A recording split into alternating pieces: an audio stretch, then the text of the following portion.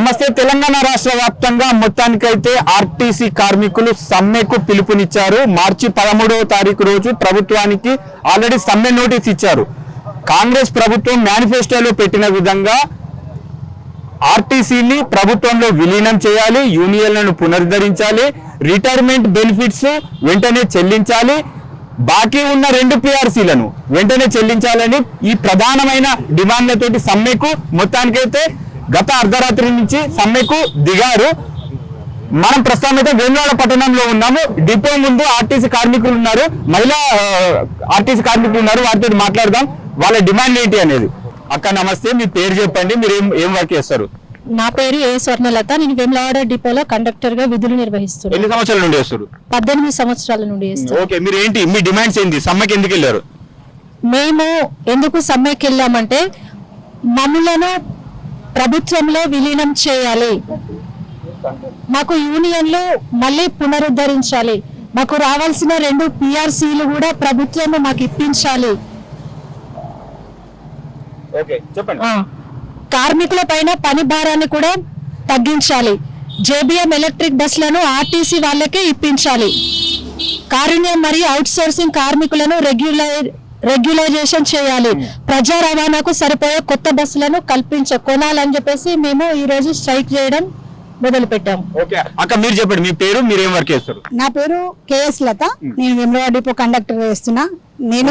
నేను గత 18 సంవత్సరాలుగా ఇదే డిపోలో వర్క్ చేస్తున్నాను.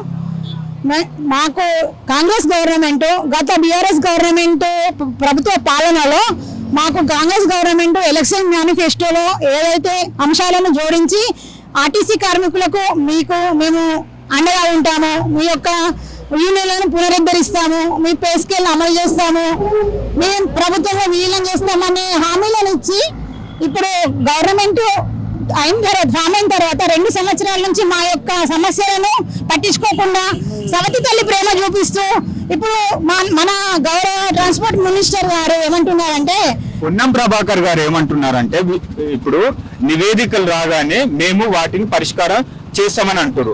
వీళ్ళు వచ్చి కూడా 2.5 సంవత్సరాలు అవుతుంది. ఇప్పుడు మేనిఫెస్టోలో పెట్టింది వాళ్ళే, దానికి మళ్ళీ నివేదికలు ఎందుకంటారు? అదే అండి, ఉచిత రవాణా దానికోసం ఎలాంటి నివేదిక లేదు.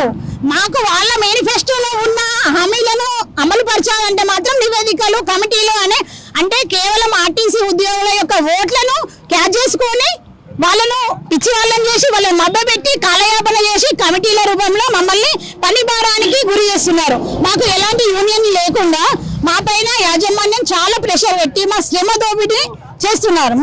మాకు అడగడానికి నాదులు లేకుండా చేస్తున్నారు. యూనియన్ ఒక అనాపైసా ఖర్చు లేని యూనియన్లను పునరుద్ధరించడానికి కూడా కమిటీలు కావాలని అడుగుతున్న ప్రభుత్వము అసలు ఏం జరుగుతుందనేది మాకు అర్థం కావడం లేదు. నెల రోజుల ముందుగానే స్ట్రైక్ నోటీస్ ఇచ్చాము, అయినా గవర్నమెంట్ స్పందించలేదు, జేఏసీ నాయకులను పిలిపించలేదు, చర్చలు లేవు. నిన్న సాయంకాలం తూతూ మంత్రంగా చర్చలు జరిపినారు, అయినప్పటికీ కూడా చర్చలు విఫలమైపోయినాయి. అందుకే మేము జేఏసీ కమిటీ మేరకు అందరం మార్చి 13వ తారీఖు నాడు మీరు ఇచ్చిరమ్మా సమ్మె నోటీస్ ఇచ్చిర్రు. మా డిమాండ్లు పరిష్కారం కాకపోతే ఖచ్చితంగా సమ్మె అవుతాం. ఈ నెల రోజుల నుంచి ఏం చేస్తారు మరి గవర్నమెంట్?